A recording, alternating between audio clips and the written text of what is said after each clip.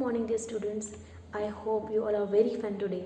So, with this fresh mood, let us start with our next lesson, and that is respiration in organisms. Chapter number 10, respiration in organisms. So, you must have heard this word respiration. So, let us see it in detail and let us try to understand how does the respiration take place. So, the very first thing which might have come in your mind, why do we respire? What is the need?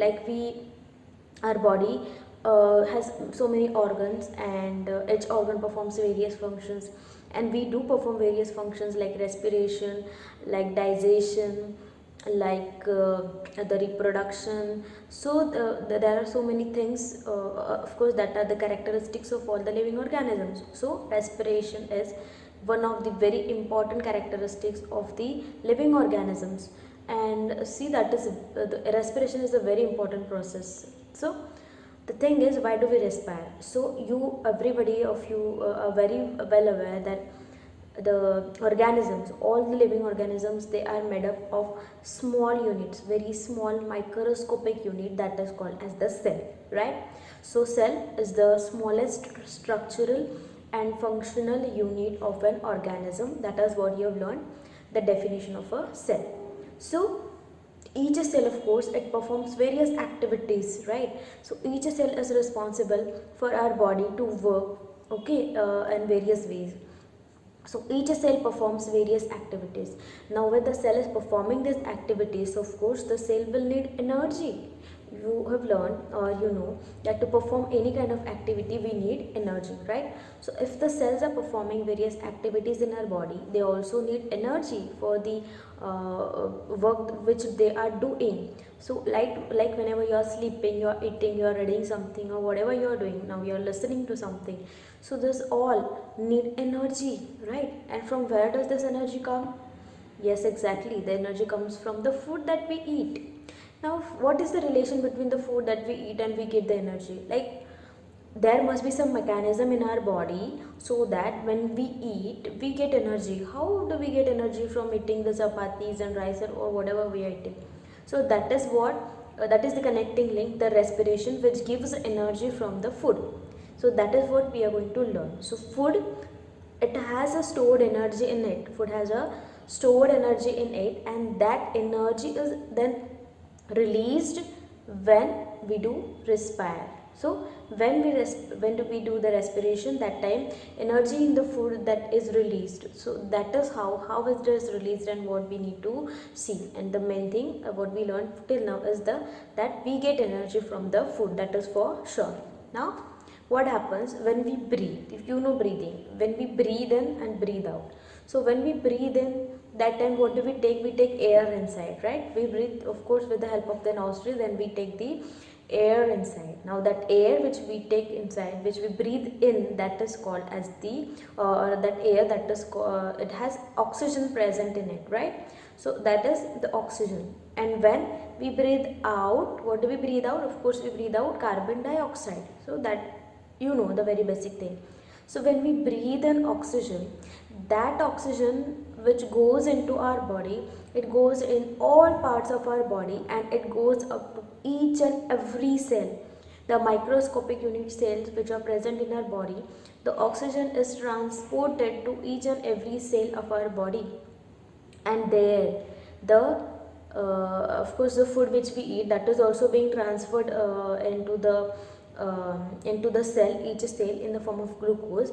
And then the cell, now it contains the glucose which has come from the food that we have eaten, and cell also contains oxygen that it has got by the breathing. So the cell has oxygen and glucose. Now what the cell will do? The cell will break down the food in the presence of oxygen, okay, and that will release the energy.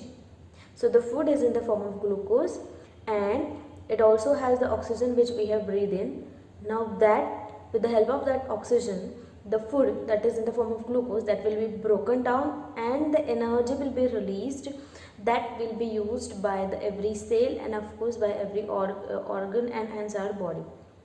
Now What happens, some organisms, like there are two types of respiration, aerobic respiration and anaerobic respiration. Sometimes the respiration takes place in absence of oxygen. Energy is released from the food, but it doesn't need oxygen.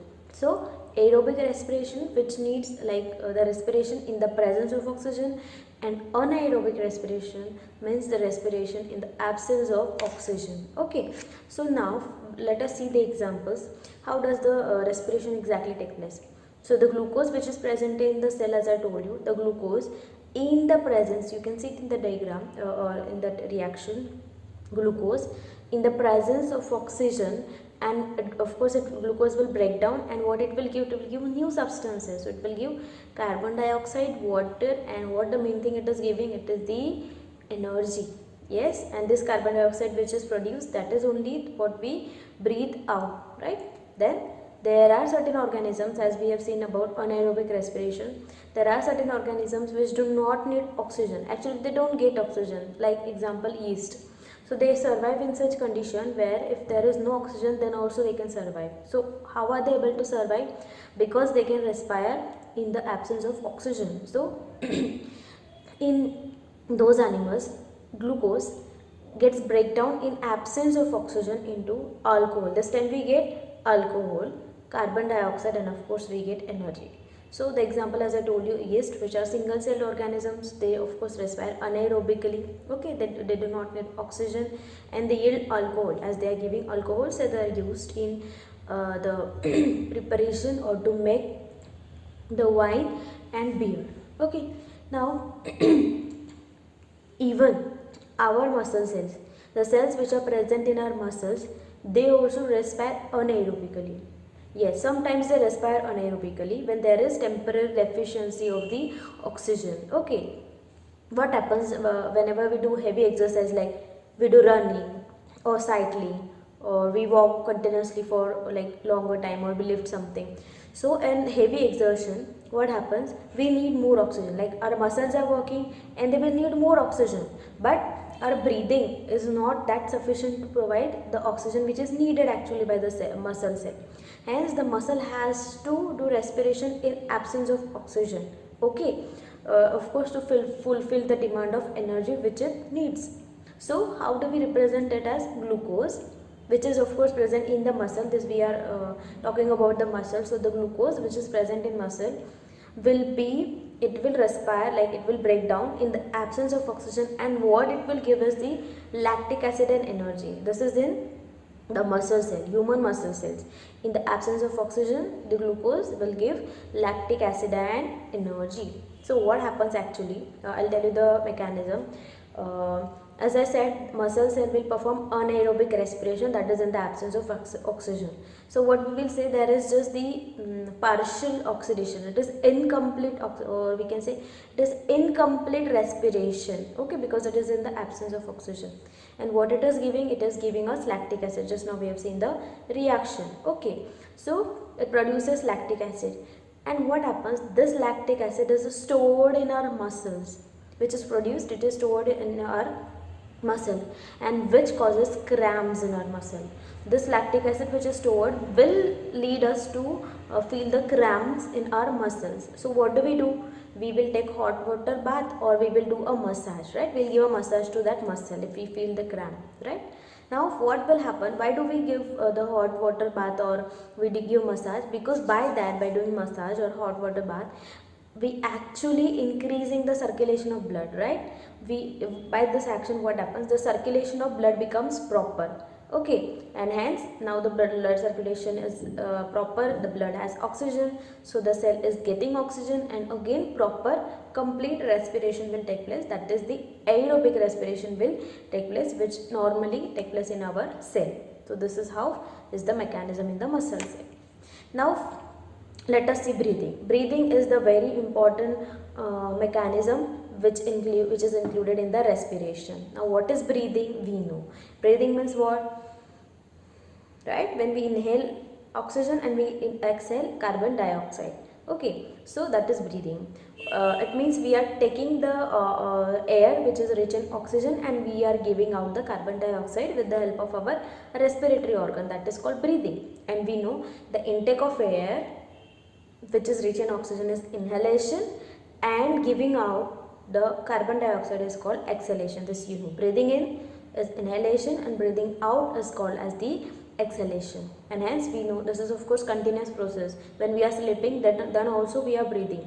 So breathing is a continuous process which is of course needed by our body, right? So if you know, if we have observed or if we have counted ever, how many times we breathe in a minute, that is called. So the number of times a person breathes in a minute is called as the breathing rate. What is it called? Breathing rate. So in 1 minute, how many times you are breathing? Breathing means what? One inhalation plus one exhalation. Breathe in and breathe out. So this is 1. Again breathe in, breathe out. This is 2. So this is how if we will count. So that breathing, okay, breathing which means one inhalation, one exhalation. So how many times do we breathe in a minute? That is called as the breathing rate. If we want to know what is our breathing rate, we can do a simple activity. What we need to do, it is very simple. Just try to we have to count how many times we are breathing. Take a stopwatch and in a minute how many times you are breathing. Also you can take the help of you can involve some other persons also, and you have to note it, each person and how many times that person is breathing in a minute, and you also, okay, so that you will get the data in 1 minute. So that will be your breathing rate. Now what you do some heavy exercise. Either you can run, you can just run on the place, standing at a place. Also you can do jogging or whatever. You can do heavy exercise and then you count to the breathing rate of all those persons, that is in a minute how many times you breathe. Will it be same? No, it will be different. Okay, of course it will be different. Why? Just now we have seen that when we do heavy exertion, when we do heavy exercise, that time we need more and more oxygen. Our muscles are working, so they will need more and more oxygen. Hence, to get that amount of oxygen, we have to breathe faster, because if we will breathe, then only our cells will get oxygen, right? And we get energy. So when you are doing heavy exercise, you will need more energy, and for more energy, to meet the demand of more energy, you will need oxygen, because oxygen will only help you to give energy, right? And that's why when you do heavy exercise, your breathing rate increases to get more and more oxygen, right? Now just now we were talking about the breathing rate. So on an average, normally if you are sitting or in normal condition, an average adult human being, of course, it breathes 15 to 18 times. How many times? 15 to 18 times a minute. And when we do heavy exercise, this count may go up to 25 times we can breathe per minute when we do a heavy exercise. So that is the reason when we exercise, we breathe fast. Yes, when we do exercise, we breathe fast because we need more amount of oxygen at that time. So this is how we have learnt about the breathing, and the rest of respiration is remaining. It is very interesting topic. Just try to learn it again and again. By that time, you just take care of yourself, stay safe and stay home. Bye bye.